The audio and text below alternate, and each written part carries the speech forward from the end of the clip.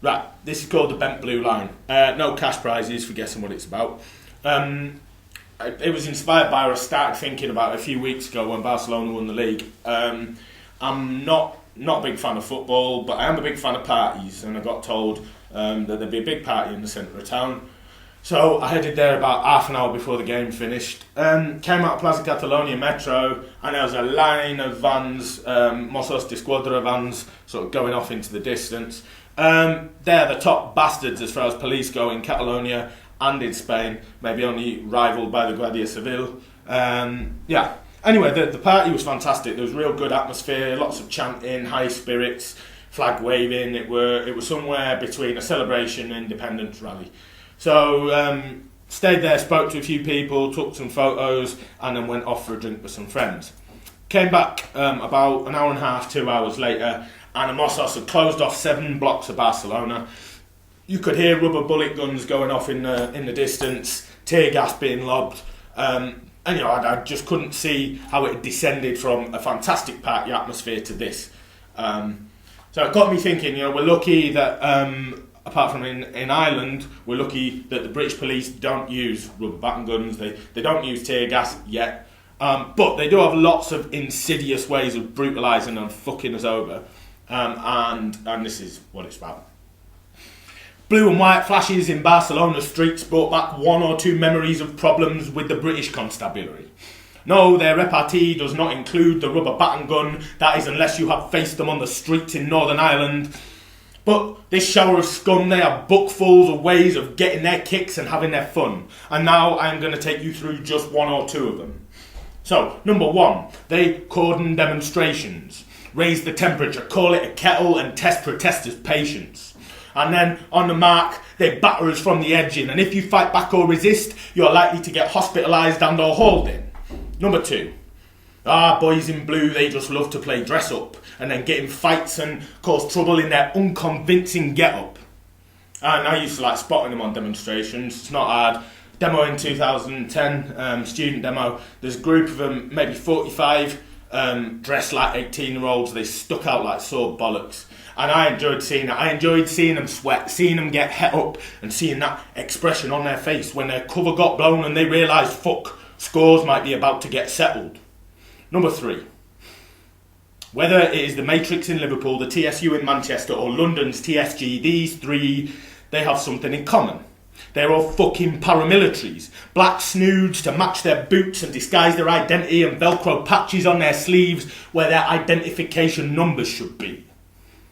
Okay, but the worst, the hands down worst for unaccountable anonymity and unbridled thuggery are the fuckers in the unmarked vans of the UK Border Agency. Number 4, and I apologise if this comes across as at all patronising, but if this shower, one quiet Monday morning, kick through your door, do not think for a moment, well, they are the police, they will stick by the law. And unless the first thing in your hand is a warrant, the only response this ever warrants is to boot them back out, block up the door before their fucking steel toe-cap jack boots have touched the floor. So, I've taken you through 1 or 2 examples of why, at the very best, the British police are a violent shambles.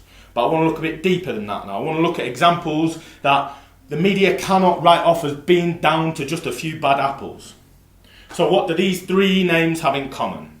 Jean-Charles de Menezes, Ian Tomlinson and Mark Duggan. Yeah, they were murdered by the state in cold blood, and then cops fell over each other to cover their tracks up, just like they do every day when they stitch innocent folk up. See, in teaching, if you're accused of an inappropriate act, you are suspended pending investigation, and if found guilty, quite rightly sacked. But the cops don't face this. No, they fake statements and close ranks, not on individual initiative. No, these orders come down from the highest ranks. So I want to look back in time, and first I want to look back to April 1989. On this day, spirits were high, but by the end of it, 96 people lay dead, and for nearly 30 years, those responsible have kept their pensions on their professional heads.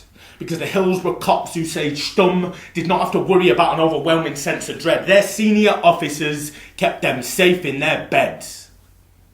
5 years earlier, at the coking plant Orgreave, striking miners were beaten black and blue and then banged up without reprieve. And when you speak to people who were there on the day, they say it is clear to see they were not treated as striking workers. They were brutalised like an internal enemy. And the last point, and this is an unspoken truth, a hideous truth that should not be true. I'm sure people have heard in the press the names Elm House and Dolphin Square. Well, you might have heard about the hideous crimes that went on there. That these places were playgrounds for the rich and famous, people who are powerful and utterly shameless. Allegedly, Cyril Smith and Leon Britton were frequenters in the establishment, and the police have more knowledge. But to protect their own backs, they refuse to tell us. And maybe everybody will not agree with my last point, but I would hope from what I have said you can see why many, many people, including me, stand fervently and forever behind the slogan A.C.A.B. And this is not about criticising individuals in a childish or liberal fashion.